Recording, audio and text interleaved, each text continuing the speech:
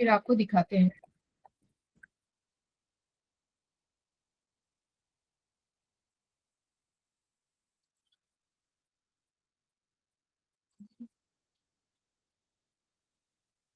भी कुछ है। और जो है ना, यहाँ पे हम क्योंकि छोटे छोटे नोट्स भी करेंगे, तो आप लोग जो है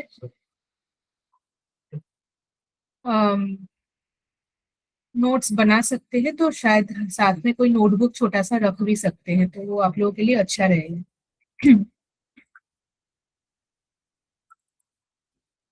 ठीक है, चलिए स्टार्ट करते हैं। अभी स्क्रीन शेयर स्टार्ट करेंगे 1 मिनट में। तब तक आप लोगों को किसी को कुछ पूछना है? स्कूल में क्या चल रहा है? टेस्ट चल रहा है, रिवीजन चल रहा है, क्या हो रहा है स्कूल में?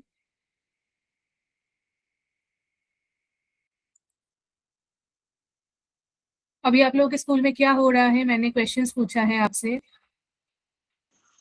मैम कुछ भी नहीं। अभी हमारे तो मतलब मार्च में है मैम एग्जाम। हाँ, तो कोई रिवीजन वगैरह पेपर कुछ मतलब कुछ अभी प्रैक्टिस नहीं करा रहे आप लोग के स्कूल में? यस मैम, हमारा आज ही मतलब यूनिट टेस्ट हुआ था। अच्छा,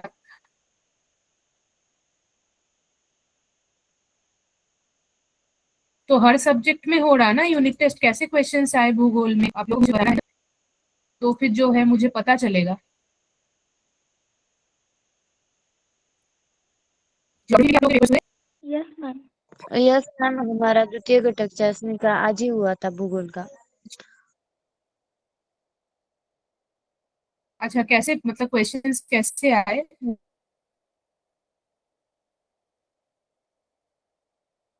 वो मुझे बताएंगे तो मुझे आइडिया आएगी ना कि आप लोग की क्लास में कैसे सिलेबस,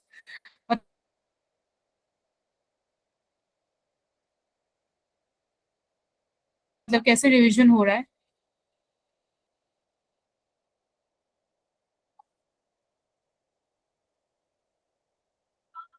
क्या क्या पूछा गया था?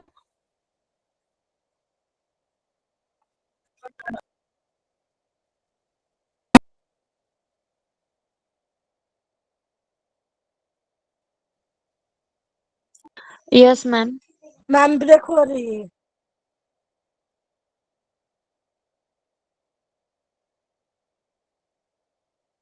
सुनाई दे रहा है मेरी आवाज? हाँ, मैम तो वॉइस मैंने ब्रेक हो पूछा। रही है। हाँ, मैं आप लोगों से पूछ रही थी कि आप लोगों को कैसे क्वेश्चंस आए थे, तो हम वैसे ही डिस्कस करेंगे ना, इसीलिए मैंने आप लोगों से पूछा।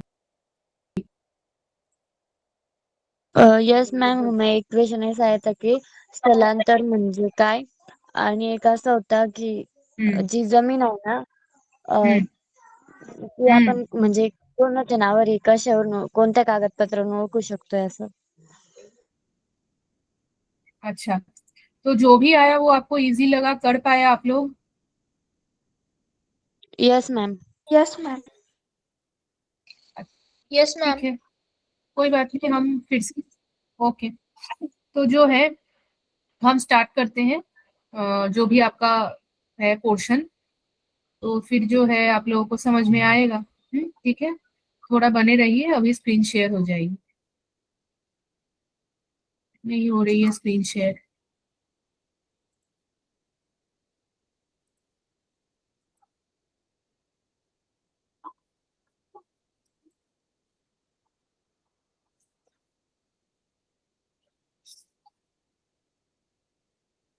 आज हम जो है ना, वो आप लोगों का एक और चैप्टर है शायद सिलेबस में, उसी को कवर करेंगे,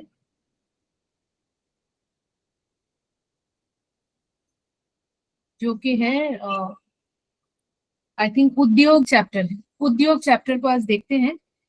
इम्पोर्टेंट चैप्टर है, थोड़ी चीज शायद आप लोगों को समझ में आए भी ना आए। तो भूमि की थी, तो थोड़ा उद्योग करते हैं, तो आप लोगों को वो समझ में आ जाएगा।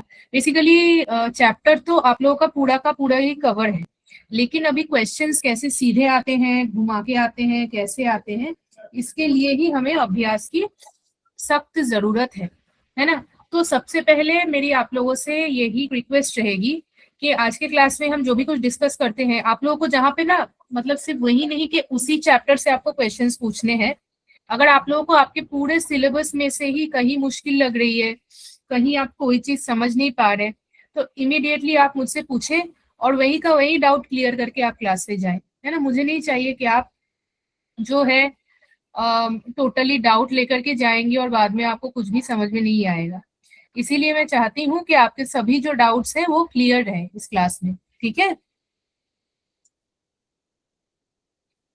Okay ma'am.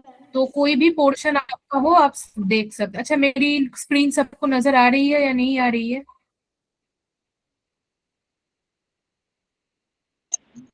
No ma'am. No ma'am. अभी भी नजर नहीं आ रही है? शायद अभी हो जाएगी, स्टार्ट हो चुकी है। तो थोड़े टाइम में ही शेयर हो जाएगी।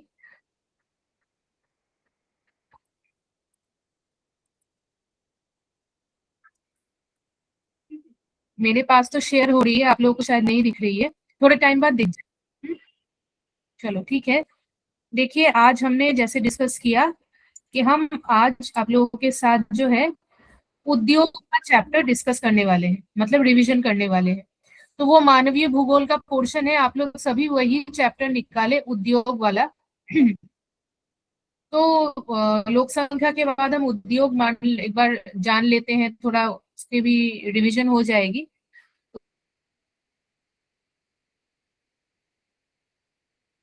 तो जो है आप लोगों के लिए आसान रहेगा, है ना।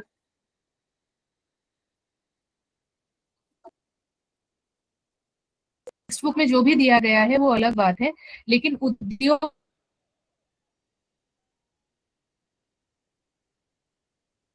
का मतलब क्या है, आपसे कोई अगर पूछे कि उद्योग का मतलब आप समझाइए सरल भाषा में, और आपको मानो दो दो मार्क्स दिए गए हैं, आप लोग क्या कहेंगे उद्योग का मतलब क्या होता है? क्या है उद्योग का मतलब? कौन बताएगा मुझे क्लास में कि सरल भाषा में बोला जाए?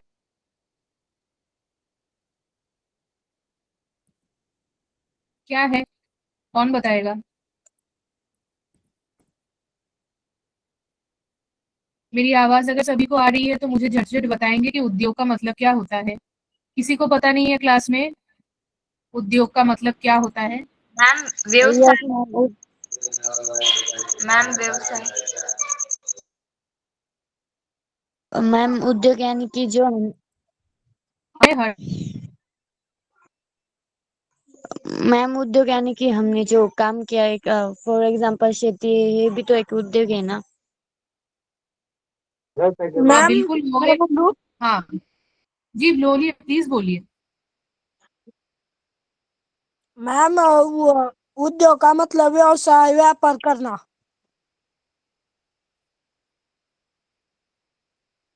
मैम मैं बताऊँ?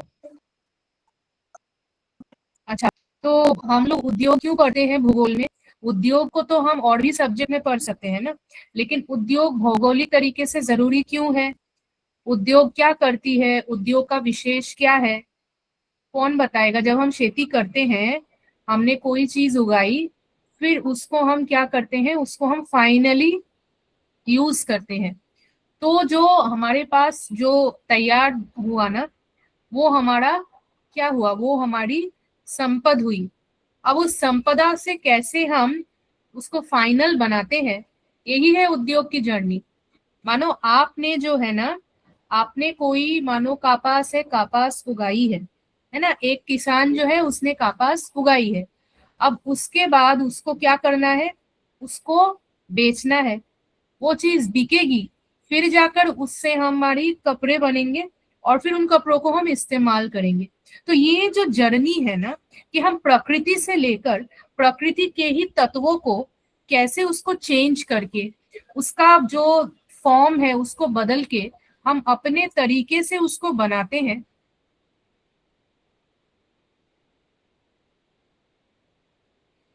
इसको कहा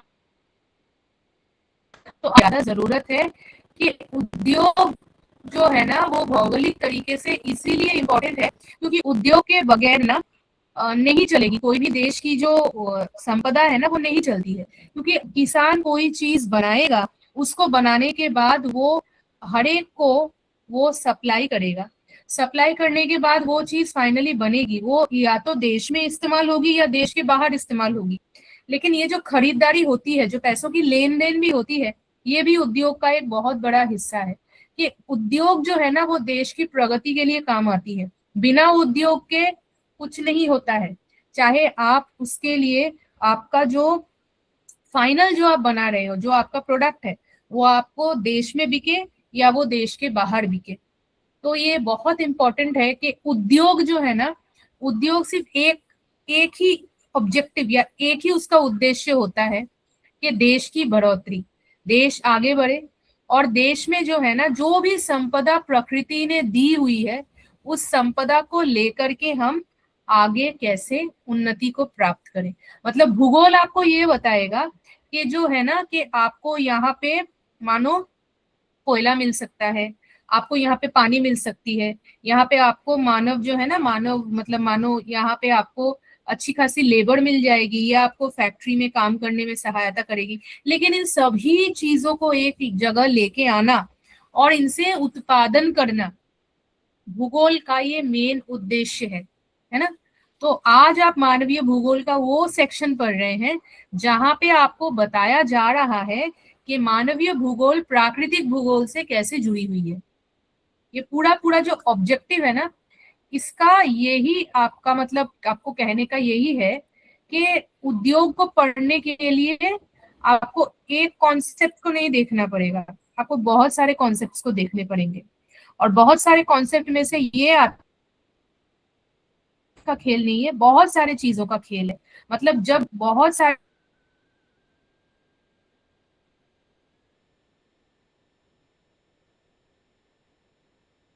चीजें एक साथ आएंगी तभी आकर के आपका उद्योग पॉसिबल होता है, अदरवाइज उद्योग पॉसिबल नहीं होता है।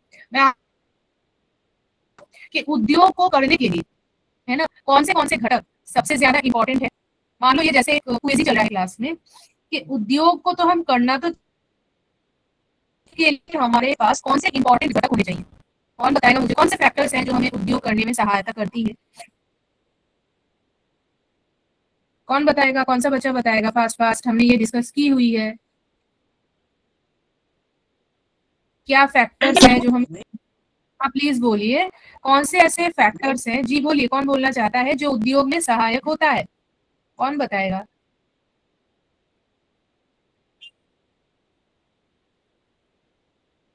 फास्ट फास्ट जवाब। और मैम रोजगार भी होता है।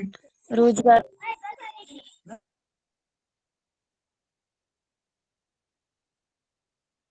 उसके बाद क्या होता है, सिर्फ एक ही फैक्टर होता है क्या, और कोई फैक्टर नहीं है? मैं सभी से पूछना चाहती हूँ। मैम मशीनें। ओके, जो भी फैक्टर्स आप लोग बोल रहे हैं ना, थोड़ा थोड़ा मुझे समझाएंगे उसके बारे में।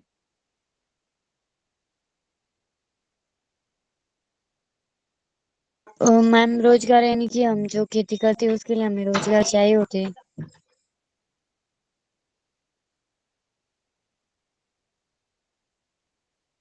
Ma'am factory.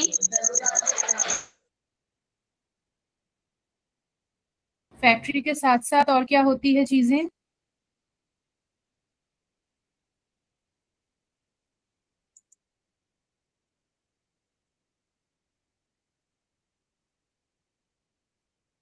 मानव संपदा में और कौन सी चीजें आती हैं।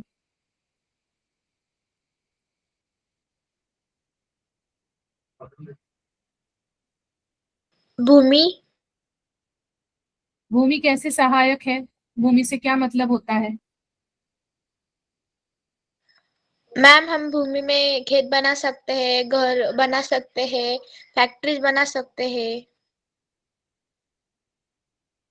ओके, तो मान लो आपके पास एक भूमि है, टुकड़ा है एक जमीन का, आप जो है ना वहां पे फैक्ट्री डाल रहे हो, ठीक है। अब सिर्फ फैक्ट्री डालने से तो नहीं होगा ना, और भी सारी चीजें चाहिए। उसमें से जो है ना आपने बताया कि पानी की जरूरत है, इलेक्ट्रिसिटी की जरूरत है, वहां पे जो काम करेंगे उन लेबर की जरूरत है। जो सबसे इंपॉर्टेंट फैक्टर है आप मिस करके जा रहे हो, कौन सी है?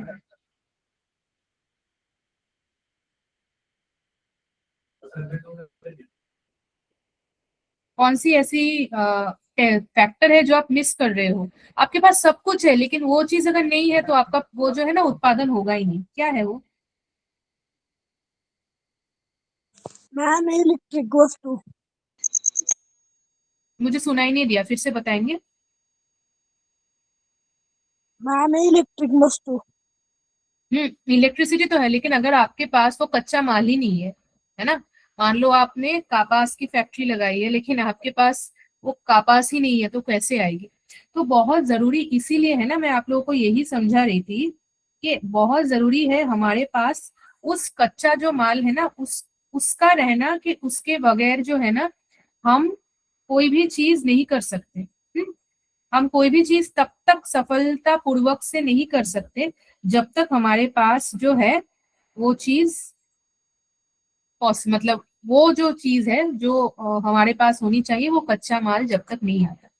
तो आप क्या कर सकते हैं ना, आपके पास ना यहाँ पे एक क्वेश्चन आ सकता है जिसकी प्रोबेबिलिटी या जिसकी संभावना मुझे लग रही है कि आपसे पूछा जा सकता है कि आपको एग्जाम्पल से समझाएं कि कैसे वो इम्पोर्टेंट है। कि कैसे इम्पोर्टेंट है आपका जो है ना वो क्या कहते हैं आपके पूरे के पूरे इस जो उत्पादन या जो व्यापार का, ये जो उद्योग का जो चैप्टर हम पढ़ रहे हैं। मान लो आपके पास अगर कोयला नहीं है तो आप कोयले से बनी हुई चीजें नहीं बना सकते। अगर आपके पास पानी नहीं है तो आप चीजों को साफ करेंगे कैसे? और पानी हर एक चीज के लिए जरूरत हो जाती है। बिना पानी के ना आप कोई भी उत्पादन का कार्य कर ही नहीं सकते हैं। तो आपका जो ये एक पोर्शन दिया गया है आपके चैप्टर में कि ऊर्जा की जरूरत है, पानी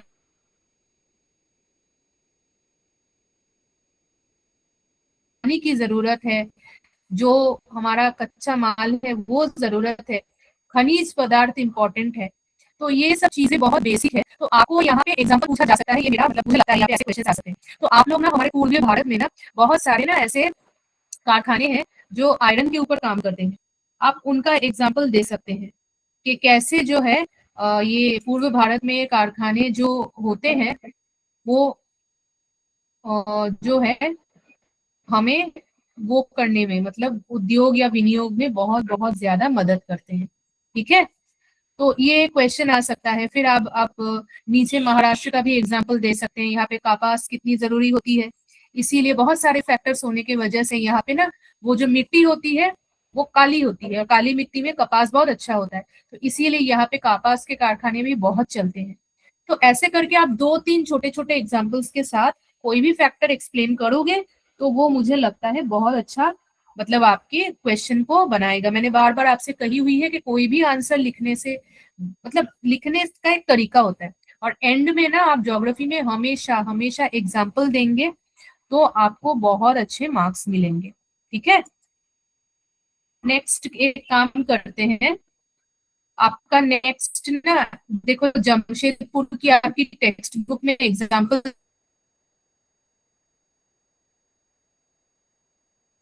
दी गई है, झड़िया आसनसोल, है ना। तो ये एग्जाम्पल आप टेक्स्ट बुक में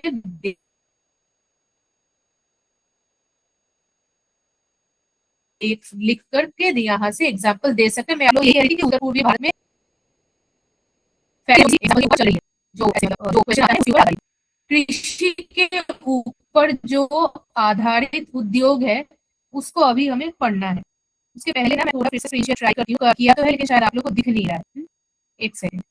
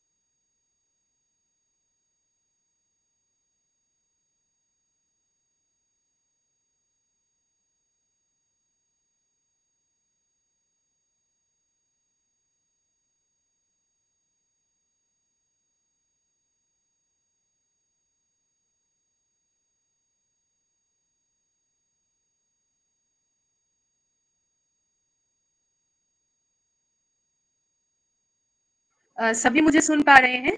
मेरी आवाज क्लियर है सभी को? Yes ma'am. Okay, yes ma'am. ठीक है, मैं कंटिन्यू करके स्क्रीन शेयर करती हूँ। अभी अगर आपको स्क्रीन दिखे ना तो आप मुझे बताना, ठीक है? दिख रही है मैम। दिख रही है? मैम। चलिए, देखो ये आपकी टेक्स्ट बुक है, अभी आपको दिखेगी 8th स्टैंडर्ड की। एक सेकंड, स्टार्ट हो रही है। हाँ,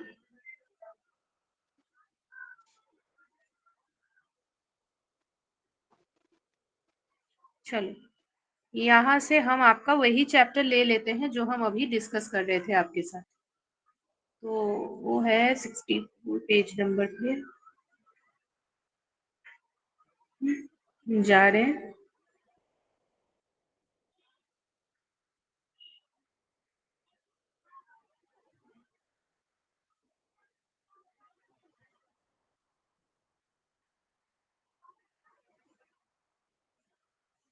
ठीक है, अभी देखो, मैं जिस मैप की बात कर रही थी वो आपके स्क्रीन के सामने दिख रही है ना सभी बच्चों को? जिस मैप के लिए मैं अभी अब तक आप लोगों को बोल रही थी,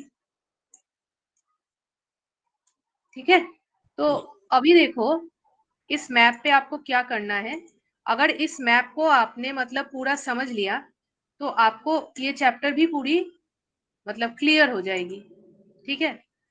कि जो है यहाँ पे कैसे एग्जाम्पल देके, जरूरत पड़े तो आप यहाँ पे ना जब आप क्वेश्चंस लिख रहे मतलब आंसर्स लिख रहे हो तो डायग्राम दे सकते हो, और डायग्राम से जो है आपको बहुत मदद मिलेगी।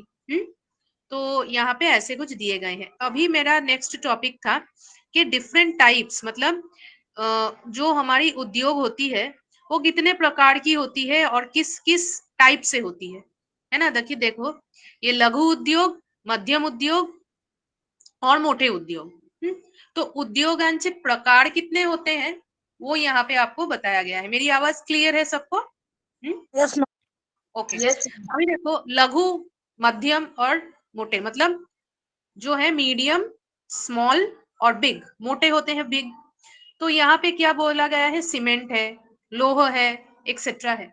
अभी यहाँ पे सीमेंट को क्यों कहा गया है वो हमें देखना है कि सीमेंट का यहाँ पे क्या काम है। अभी सीमेंट जो है वो जाकर बाकी इंडस्ट्रीज या बाकी फैक्ट्री को बनाएगी। जब बाकी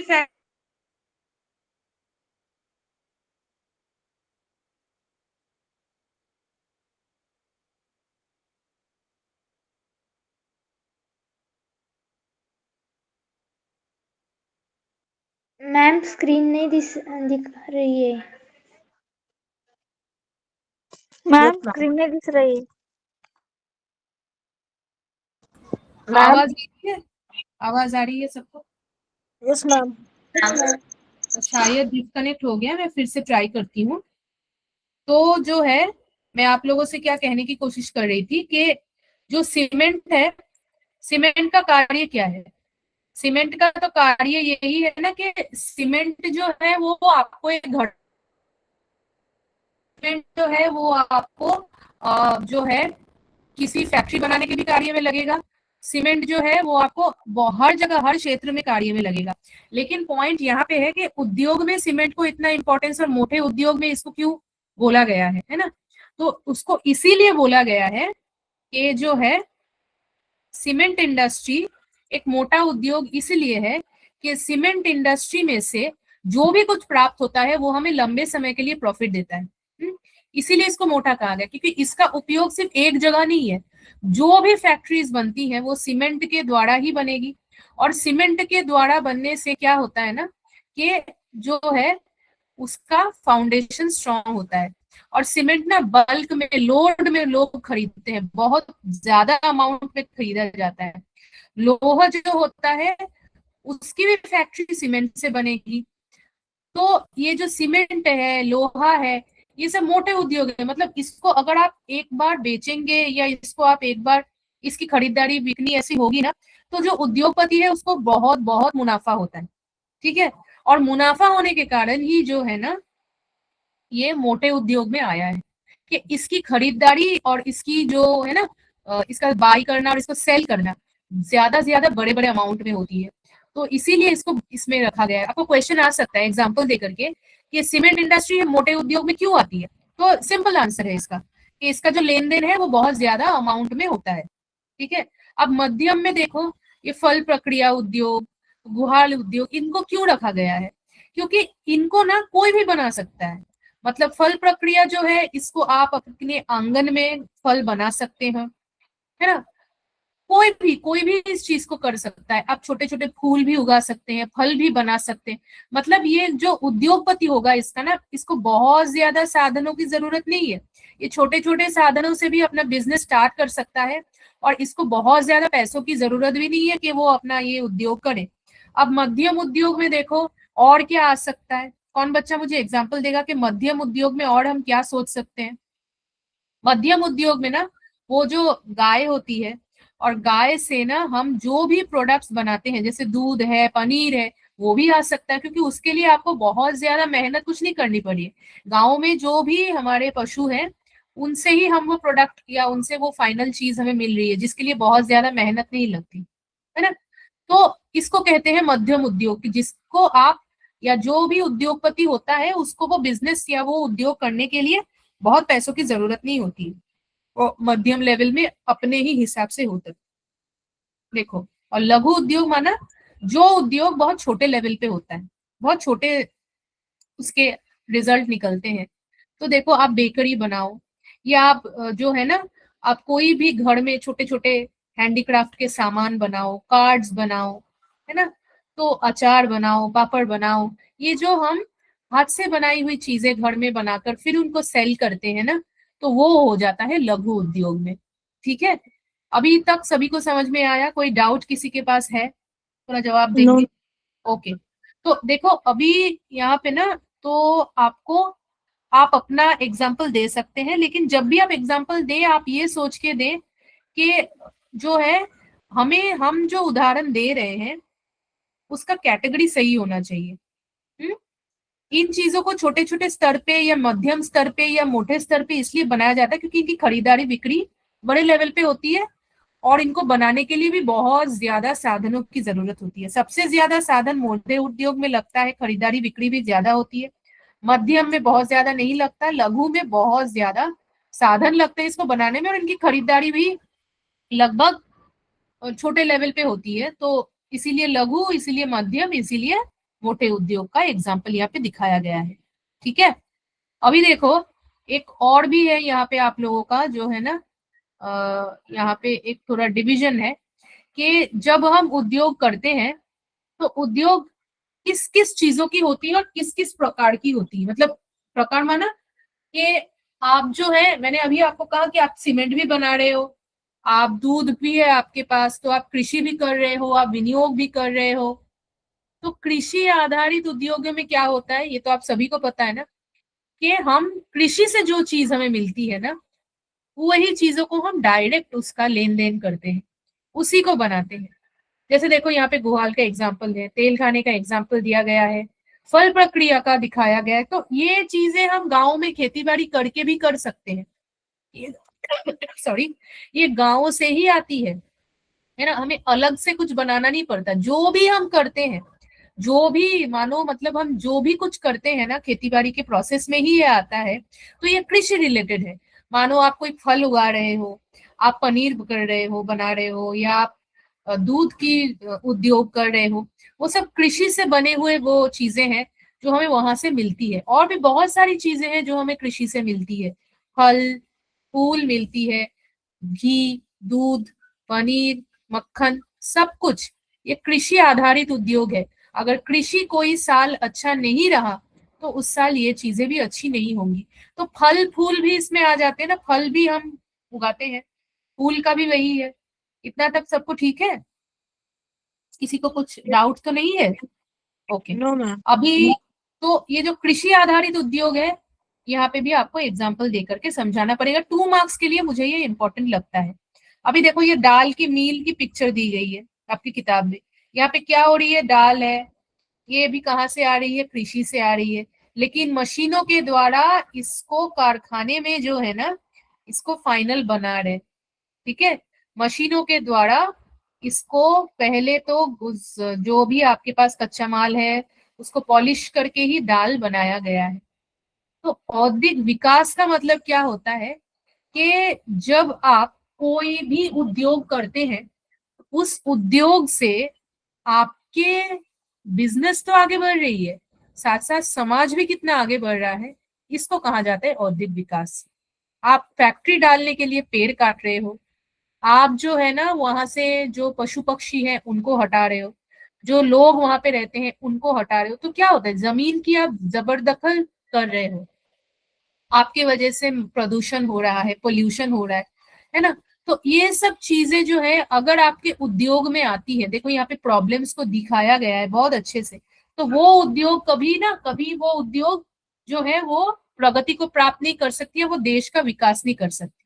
लेकिन जिस उद्योग के द्वारा जो है ना, जो लोगों को जॉब्स नहीं मिल रही है तो उनको जॉब मिले, जो रोजगार मिले, खेती की विकास हो, वन जो है ना, वन जंगल जो है उनको भी आप बिना हटाए अगर आप फैक्ट्री बना सके तो वो बहुत अच्छी है, भी उद्योग है।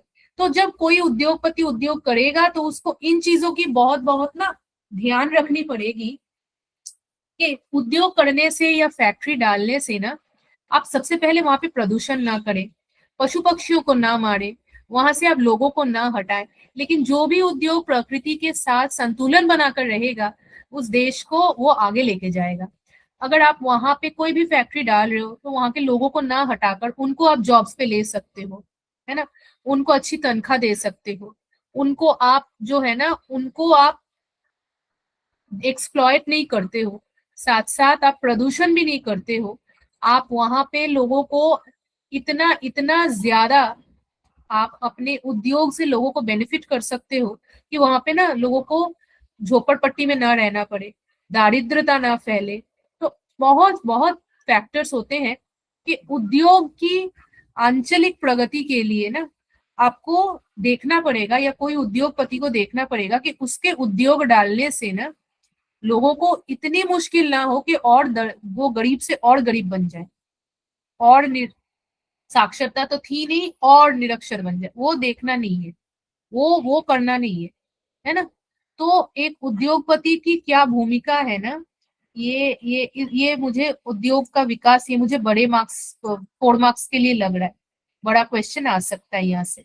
तो आपको यहाँ पे उद्योग के प्रॉब्लम्स और उनके सोल्यूशन बताने पड़ेंगे, कारण और निवारण बताना पड़ेगा। बिना पेड़ों को काटकर कोई भी उद्योग हो सकता है, लोगों को बिना हटाए वहां उद्योग हो सकता है। तो बहुत सारी ऐसी चीजें, जैसे सांस्कृतिक विकास हो सकती है ना। तो ये थोड़ा सा ख्याल रखना पड़ेगा। एमआईडीसी में समझाने लायक तो कुछ है नहीं, ये सिर्फ एक ऐसी संस्था है, एक ऐसा मंडल है महाराष्ट्र स्टेट का, जो है ना वो राज्य का उद्योग का विकास देखती है। ये एक ऐसी संस्था है जो देखती है कि ये जो प्रॉब्लम्स उद्योग की वजह से आ सकते हैं, जैसे आपको कोई भी क्वेश्चन आ सकता है कि उद्योग की वजह से दारिद्र कैसे बनते हैं, लोग कैसे गरीब बनते हैं, कौन बता पाएगा मुझे कि जब हम उद्योग करते हैं तो हम गरीब क्यों बनते हैं? नहीं भी बन सकते ना, क्यों बनते हैं हम गरीब कैसे, वहां पे गरीबी कैसे चाहती है? उद्योग होने से थोड़ी ना गरीब होती है, कैसे होती है? कौन ट्राई करेगा? गलत सही का कोई नहीं है, आप लोग सभी ट्राई कर सकते हैं। क्या होता है, कौन बताएगा फटाफट? दारिद्र जो है ना वो लोग गरीब कैसे बन जाते हैं? क्योंकि मैम जो हम वो व्यवसाय करते हैं उसके लिए ज्यादा पैसा खर्च होता है इसलिए। मैम मैं बताओ आदम। मैम मैं बताओ आदम।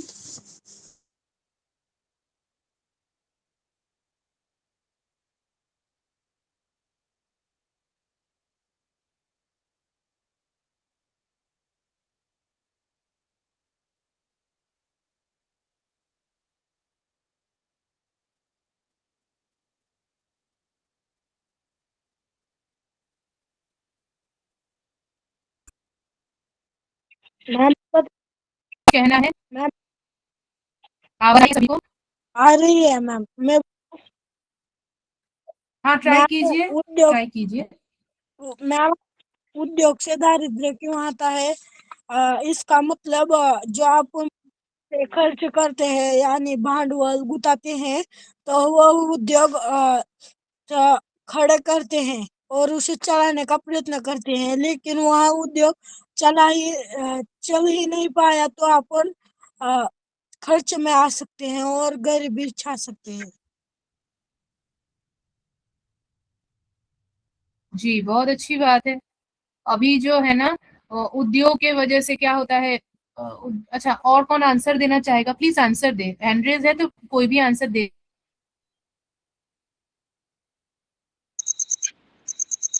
सकते हैं। हाँ, बताइए तो मुझे। मैम कौन बता रहा है? बताइए।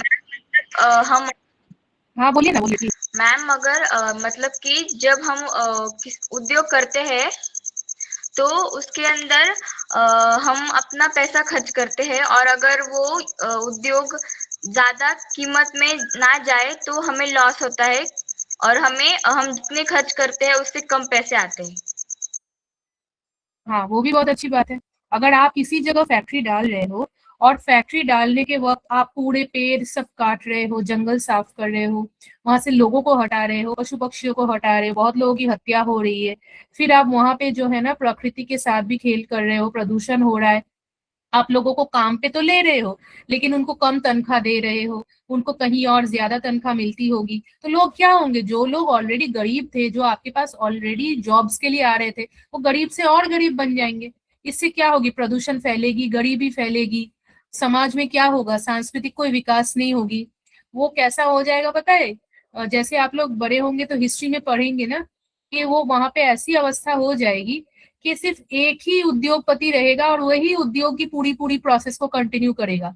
हिटलर के हिस्ट्री जब आप पढ़ेंगे ना, तो आपको इसका मतलब समझ में आ जाएगा कि इतिहास में ऐसी घटनाएं हो चुकी हैं जहां पे लोगों ने बहुत बहुत कुछ बोल करके नए उद्योग स्टार्ट किए, लेकिन उसका फसल क्या निकला कि कुछ लोगों के हाथ में धन आ गया, कुछ लोगों के हाथ में सिर्फ गरीबी आई।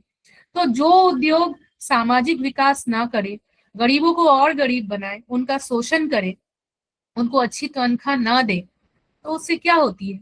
समाज कभी प्रगति को प्राप्त नहीं कर सकता, और जो है हमारे देश में प्रॉब्लम्स बरकरार रहती है। ठीक है, चलो अभी नेक्स्ट देखते हैं। यहाँ पे क्या है? एमआईडीसी का 2 मार्क्स के लिए क्वेश्चन आ सकती है कि एमआईडीसी होती क्या है। महाराष्ट्र राज्य औद्योगिकरण विकास मंडल, अभी जो प्रॉब्लम्स की वजह से हमने अभी डिस्कस की थी ना, साक्षरता नहीं रहती, जमीन चली जाती है, प्रदूषण होता है, क्या क्या होता है, जैसे यहाँ पे लिखा है ना, तो झोपड़पट्टी बन जाती है। इन सभी प्रॉब्लम्स का सल्यूशन ये संस्था है, महाराष्ट्र राज्य उद्योग विकास महामंडल, जो देखती है कि जो भी उद्योग हमारे देश में माना महाराष्ट्र में हो रही है, उसमें ये प्रॉब्लम्स ना आए, और इन प्रॉब्लम्स को जितना जितना पॉसिबल हो, जितना संभव हो, इनको दूर रखा जाए। ये सरकारी संस्था है जो उद्योग के लिए महाराष्ट्र में डिपेंड है, मतलब उद्योगपति किसके ऊपर डिपेंड है? इस संस्था के ऊपर। और उनको जो है यहाँ पे अपना नाम लिखाना पड़ता है, तब जाकर के उनको क्या होता है? उद्योग की परमिशन मिलती है। ठीक है, तो ये गवर्नमेंट के द्वारा बनाई गई एक ऐसी संस्था है जो देखती है कि लोगों को रोजगार मिले, उनको अच्छा ठिकाना मिले, उनको अच्छी सुख सुविधा मिले, और अगर वो उद्योगपति कोई उसका शोषण कर रहा है तो उसका सोल्यूशन भी ये संस्था निकालती है। ठीक है, तो उद्योग इसीलिए इम्पोर्टेंट है। अभी देखो नेक्स्ट जो हम पढ़ेंगे कि उद्योग की जो सामाजिक दायित्व है वो तो अभी हमने देख लिया। सामाजिक दायित्व में क्या आता है? शोषण ना करना, प्रदूषण ना करना, लोगों को साक्षरता देना, लोगों से घर जमीन ना छीनना, है ना। आप जितना जितना पेड़ पौधे लगाएंगे और आपका जो भी उद्योग है आप प्रकृति के साथ मिलजुल कर एक सामंजस्य बनाकर करेंगे, वो संतुलन बनाए रखेंगे। तो मान लो आपने बहुत खर्चा करके कोई फैक्ट्री भी डाली है ना, अगर आपने बहुत पेड़ पौधे काट दिए, पूरे प्रकृति को ही आपने पूरा तहस नहस कर दिया, वहां पे भूकंप आ जाएगा, बाढ़ आ जाएगी, तो आपकी फैक्ट्री भी धुल के चली जाएगी ना। ये भी तो सोच के रखो। तो देखो यहाँ पे शैक्षणिक सोई सुविधाएं, आरोग्य विशेषज्ञ, इनको अब डिटेल में थोड़ा डिस्कस करेंगे कि अगर आप मानो अगर आप उद्योग कर भी रहे हो तो आपको देखना है कि आपके उद्योग की वजह से जो चीजें आप बना रहे हो ना, क्या उससे पोल्यूशन हो रहा है, या आप कुछ गलत चीजें बना रहे हो जिससे कि जिसको लेकर के लोग हेल्पफुल तो नहीं हो रहे, लेकिन उनको और भी प्रॉब्लम हो रही है। जैसे कुछ लोग हैं ना वो सिगरेट्स बनाते हैं, कुछ कुछ लोग हैं जो तंबाकू वगैरह भी बनाते हैं, तो इससे क्या होता है, इंसान को शारीरिक और मानसिक तरीके से बीमारी होती है। ये सब चीजें इलीगल है, इनको बनाना सही नहीं है। तो आप कोई शिक्षा नहीं दे रहे हो समाज को, लेकिन आप समाज को कोई गलत दिशा में लेके जा रहे हो। ठीक है। आरोग्य विशेषज्ञ सुविधा, अगर आप कोई चीज उद्योग में बना रहे हो तो आपका ये सामाजिक दायित्व है कि उसको लेने के बाद इंसान बीमार ना पड़े, है ना। अगर आप दवाई बना रहे हो तो आपको देखना है कि उस दवाई का रिजल्ट क्या निकल रहा है। आप ऐसे कैसे कुछ नहीं बना सकते, और आपको आपके उस चीज को लेने के बाद इंसान में और सुविधा आए कि मानो वो और स्वस्थ हो जाए, उसको और कोई बीमारी ना रहे, है ना। तो आपको ये भी दिखाना है कि गांव और शहर दोनों दोनों, हम यूजुअली उद्योगपति क्या करते हैं, वो गांव में जाकर ही फैक्ट्रीज वगैरह डालते हैं या शहरों से बाहर। तो आपको सिर्फ शहरों का ही विकास नहीं करना है ना। गांव से भर करके शहरों में लाकर नहीं देना है, लेकिन गांव से भरकर गांव में भी देना है, ताकि ये जो गांव और शहर का जो ये एक अंतर रहता है ना, वो सॉर्ट हो जाए, वो सॉल्व हो जाए। तो पर्यावरण के साथ साथ गरीबी को भी हटानी है, और लोगों को शोषण नहीं करना है, लोगों का शोषण नहीं करना है, लेकिन उनका विकास करना है। जो बहुत पीछे वाली श्रेणी है ना, जैसे आप जंगल वगैरह में जाएंगे तो वहां पे आदिवासी लोग रहते हैं। अब वो आदिवासी लोग अपने श्रेणी में रहते हैं, अपनी दुनिया में रहते हैं। अचानक से हम जाएंगे तो वो बहुत विचलित हो जाते हैं। वो नहीं चाहते कि हम उनकी दुनिया में जाए और जाकर के पूरा का पूरा उनकी दुनिया को तहस नहस कर दे। इसीलिए वो जंगल में ना शहरों को, लोगों को अलाउ नहीं करते। तो ये हमारा दायित्व है कि अगर हम आदिवासियों को भी शहरों में, या हम उनको भी एक ऑर्डिनरी लाइफ हमारे जैसे देना चाहते हैं ना, तो हमें उनकी संस्कृति को पहले अपनाना पड़ेगा और उनको साथ लेकर के कर्म करना पड़ेगा। तब जो है ना, ये पूरा पूरा विकास होगा। ठीक है। चलो, अभी एग्जाम्पल पूछे जा सकते हैं, बड़े बड़े उद्योग वाले शहर कौन से हैं। विदेश में तो आप बहुत सारा एग्जाम्पल मिलेगा। इंडिया में तो मुंबई है, दिल्ली है, चेन्नई है, कोलकाता है, बेंगलोर है, बहुत सारे हैं। आप हांगकांग का एग्जाम्पल दे सकते हैं विदेश से। आप अमेरिका में सैन फ्रांसिस्को का एग्जाम्पल दे सकते हैं। बहुत सारे चाइना में बहुत बहुत ऐसे सारे एग्जाम्पल आप दे सकते हैं, लेकिन आपके टेक्स्ट बुक में मेंशन होना चाहिए। ठीक है। इतना तक किसी को कोई प्रश्न है, कोई कुछ पूछना चाहेगा? लेकिन याद रहे, हर एक एग्जाम्पल में वो आपके बुक में हो तो अच्छी बात है। आपको वो चीज मतलब सही देना है, गलत नहीं देना है। मेरा एक ही क्वेश्चन, मतलब एक ही आप लोगों से रिक्वेस्ट है कि कुछ गलत नहीं लिख के आना है, जितना हो सके एग्जाम्पल। और ये मुझे बहुत अच्छी लगी है ये डायग्राम, कि देखो जमशेदपुर में, मैं थोड़ा जूम करती हूँ ताकि आप सभी को दिख जाए। देखो जमशेदपुर में लोह कारखाना है, लेकिन ये गुरुमहिसनी, कुलसिला, कोलकाता का बंदर, आसानसोल, झड़िया से कोयला आ रहा है। देखो यहाँ पे ये लोह खनिज है ना, ये यहाँ पे स्थित है, तो यहाँ से कोयला आ रहा है। ये गुरुमहिसनी में भी है, यहाँ से भी कोयला आ रहा है। मैंगनीज जो है ना, वो कुलसली क्या कुलायसिला से आ रही है। ये देखो यहाँ पे दो कलर है, वो यहाँ पे है। ये है सोनखरी, वो यहाँ से आ रही है। फिर जो है आसानसोल से लोह पोलाद उद्योग, मतलब यहाँ से बन के आसानसोल में जा रहा है। झड़िए से कोयला आ रही है। कोलकाता में आप बनी हुई चीजों को बेच सकते हो। सुवर्ण रेखा नदी है, यहाँ से आप पानी ले सकते हो। तो कोई भी लोह कारखाना के लिए ऐसी अच्छी अच्छी साधने आपके आसपास स्थित रहेगी, तो कोई भी फैक्ट्री जो है वो बढ़ जाएगी, बड़ी हो जाएगी, अच्छे संसाधन मिल जाएंगे। तो जैसे आपको बोला गया ना कि फैक्ट्री को बनाने के लिए या उद्योग बनाने के लिए ये सब चीजें बहुत इंपॉर्टेंट है, लेकिन सबसे इंपॉर्टेंट तो ये शेतमाल है, मतलब जो कच्चा माल आपका बन रहा है। मजदूर इंपॉर्टेंट है, आपको ऊर्जा मतलब इलेक्ट्रिसिटी तो चाहिए ही चाहिए, करंट चाहिए। फिर आपको अच्छा मार्केट चाहिए, मार्केट नहीं होगा तो आप आपके बनाए हुए सामानों को कहाँ बेचेंगे? पानी चाहिए। वन की बजाय वन से आप ना, अगर आप आपका पूरा का पूरा जो है ना, जो आपका मतलब उद्योग है, उसको अगर आप ऊर्जा के लिए आप वन से प्राप्त हुई चीजों को इस्तेमाल कर रहे हो, जैसे आप लकड़ी इस्तेमाल कर रहे हो तो इसके लिए वन आपको चाहिए, या आप वन से बनी हुई चीजों से अपनी फैक्ट्री को बना रहे हो, मतलब वन मतलब अगर आप आपकी जो फैक्ट्री है वो फूल, पेड़ पौधों पे आधारित है। अगर आप आयुर्वेदिक का कोई बिजनेस करते हो तो उसके लिए वन भी बहुत इम्पोर्टेंट है। लेकिन ये गलत है कि हम वन के सभी जो लकड़ियां हैं उनको काट कर अपने फैक्ट्री में डाल दें, ये गलत है, जो कि लोग करते हैं। खनिज क्यों इंपॉर्टेंट है? खनिज पदार्थ से वो सब निकलेंगी ना, तो जो है वो पदार्थ हम अपने बिजनेस में, व्यापार में, उद्योग में लगा सकते हैं, इसलिए इंपॉर्टेंट है। देखो यहाँ पे लोह मार्ग और महामार्ग की एग्जांपल दी गई है। मतलब आपका जब चीजें सब बन जाएंगी ना, तो ये मार्ग से, मतलब इस रास्ते से, चाहे वो महामार्ग हो या लोह मार्ग हो, इससे आप अपनी चीजों को मार्केट तक पहुंचा सकते हैं। और मार्केट में जाकर आपको लोग मिलेंगे, उन लोगों को आप आपकी चीजें जो है वो बेच सकते हैं। ठीक है, अभी बताइए किसी को और कुछ पूछना है, किसी को और कहीं कुछ डाउट लग रहा है? मैं प्रेजेंटेशन स्टॉप करती हूँ। नो कुछ मैम, ऐसे लग रहा है कि मैम हमें यहाँ पे, नो मैम। ठीक है, नो मैम, नो। तो कहने का ओके, कुछ क्वेश्चन नहीं आ रहा है आप लोगों को कि हमें ये क्वेश्चन मैम से पूछना है?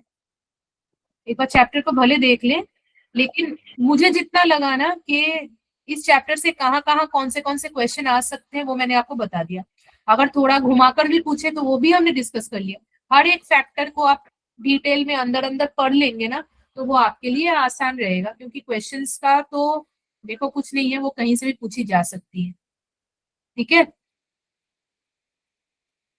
किसी और चैप्टर से कुछ और याद आ रहा है कि मैम को ये डाउट पूछना है? No ma'am. पढ़ाई सब कर रहे हैं भूगोल की? Yes ma'am. अच्छा, किसी को कहीं डाउट नहीं हो रहा है?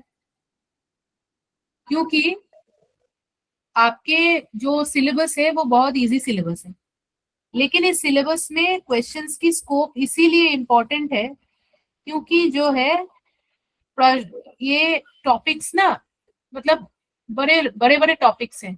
इन टॉपिक्स के अंदर में से भी बहुत सारे प्रश्न छुपे हुए रहते हैं। लेकिन आपको यहाँ पे इतना देखना है कि चाहे कोई भी क्वेश्चन आए, मेरी जो समझ की लेवल है, मतलब मेरी अंडरस्टैंडिंग जो है चैप्टर की, वो इतनी डीप है कि मुझे चाहे कोई भी क्वेश्चन पूछा जाए मैं आंसर दे पाऊंगी। तो देखना है कि ये सिर्फ भूगोल के लिए नहीं, हर एक सब्जेक्ट के लिए मैं बोल रही हूँ। आप लोग चीजों को जब पढ़ते हैं ना तो पूरा डेप्थ से और उसकी ना पूरी अंडरस्टैंडिंग से पढ़ेंगे, तो आपको क्वेश्चंस के आंसर लिखने में बहुत आसानी होगी। समझ लेना मेरी बात, मैं क्या कह रही हूँ आप लोगों से। Yes ma'am. तो चाहे वो मैथ्स हो, साइंस हो, या भूगोल हो, या कोई भी सब्जेक्ट हो, सिर्फ रट के पढ़ना और फिर उनका आंसर लिखना ये गलत है। मैं आप लोगों से ना इस क्लास में, मतलब ये जो डायग्राम वगैरह भी मैं आप लोगों को दिखा रही हूँ ना, तो मैं आप लोगों से आंसर कैसे लिखते हैं वो टेक्निक भी सिखा रही हूँ। देखिए भूगोल एक ऐसा सब्जेक्ट है ना जहाँ पे ना आप जितने एग्जाम्पल, मतलब जितना उदाहरण देंगे, जितने छोटे छोटे डायग्राम्स भी बनाएंगे ना, तो वो जो एग्जामिनर है, मतलब जो टीचर है जो आपकी कॉपी चेक कर रहा है या नोटबुक चेक कर रहा है, आंसर शीट चेक कर रहा है, बहुत आसानी होती है टीचर को। तो आपको वहां पे प्रेजेंटेशन आपका अच्छा होगा ना, तो आपको फुल मार्क्स मिल सकते हैं, फुल मार्क्स मिल सकते हैं। और किसी भी जगह किसी भी कॉन्सेप्ट को जब हम समझाते हैं तो उसको प्रेजेंट करने का सबसे अच्छा तरीका होता है डायग्राम। आई होप आप लोग साइंस में भी ये चीज करते होंगे, लेकिन ये भूगोल में भी मतलब अप्लाई करता है, क्योंकि भूगोल भी एक साइंस है। ओके, तो आपको अगर कोई चीज याद भी नहीं आ रही है, थोड़ा सा याद है, लेकिन आप उसको अच्छे से डायग्राम से प्रेजेंट करोगे ना, पूरा उसको लेबल करोगे, अच्छे से एरो वैरो देकर आंसर लिखोगे, तो बहुत बहुत अच्छे प्रेजेंटेशन होती है आपकी, आपको मार्क्स बहुत अच्छे मिलते हैं। क्योंकि मैंने खुद करेक्ट की हुई है नोटबुक्स, आंसर शीट्स, और बोर्ड लेवल पे भी की हुई है, तो मैंने देखी है कि बच्चों की, अगर ये हैबिट अगर हम बच्चों में देखते हैं ना, पर्टिकुलरली बोर्ड के कॉपीज में, तो अच्छा एडवांटेज मिलता है बच्चों को। ठीक है, तो ये मेरी एक्सपीरियंस से मैं आप लोगों को कह रही हूँ कि ऐसे करके आप कीजिए, तो ये आपके 9th-10th में भी आगे चलकर बहुत मतलब एक सहायक हो जाती है, क्योंकि ये हैबिट जितना बन जाता है उतना आगे चल के आपको ज्यादा मार्क्स दिलाने की संभावना रखता है। बिकॉज आंसर शीट में सबसे पहले एग्जामिनर, एज एन एग्जामिनर, हम क्या देखते हैं, हम बच्चे की प्रेजेंटेशन, हैंडराइटिंग, ये सब चीजें देखते हैं। और मेरे सब्जेक्ट में से नॉलेज, मतलब आपको मार्क्स स्कोर करना बहुत इजी है, ज्योग्राफी बहुत स्कोरिंग है, लेकिन आपको यहाँ पे थोड़ा प्रेजेंटेशन का ख्याल रखना पड़ेगा। आप इंफॉर्मेशन तो डाल रहे हो, लेकिन जो बच्चा अच्छे से उसको प्रेजेंट कर रहा है, अच्छे से उसकी हेडिंग दे रहा है, फिर नीचे थोड़ा सा पैराग्राफ लिख रहा है, थोड़ा एग्जाम्पल दे रहा है, एग्जाम्पल भी अंडरलाइन करके दे रहा है, अच्छे से छोटा सा, भले छोटा सा ही क्यों ना, एक डायग्राम बना रहे, मानो आप 10 क्वेश्चन में 3 डायग्राम भी बनाते हो ना, तो भी बहुत, वो भी बहुत अच्छी प्रेजेंटेशन होती है। और ना अच्छी क्लीन हैंडराइटिंग में लिखोगे तो और आपकी मतलब वहां पे और आपका ना एक बन जाता है कि नहीं ये बच्चा पढ़ के आया है। देखो ये टिप्स मैं आप लोगों के साथ एग्जाम के पॉइंट ऑफ व्यू से शेयर कर रही हूँ, आप लोग इसको किसी भी सब्जेक्ट में अप्लाई करोगे तो वो आपको मददगार साबित होगी। ठीक है, okay okay ma'am. Okay ma'am. Okay, चलो इन चीजों को याद रखना और अच्छे से आप लोग अपना पेपर दीजिए जब भी पेपर हो आप लोगों का। तो चलिए इतना ही रखते हैं आज। Thank you, bye ma'am. Bye. Thank you ma'am. Bye ma'am, good night. Bye ma'am, good night, thank good you. Night, bye ma'am, good night. Good night, thank you.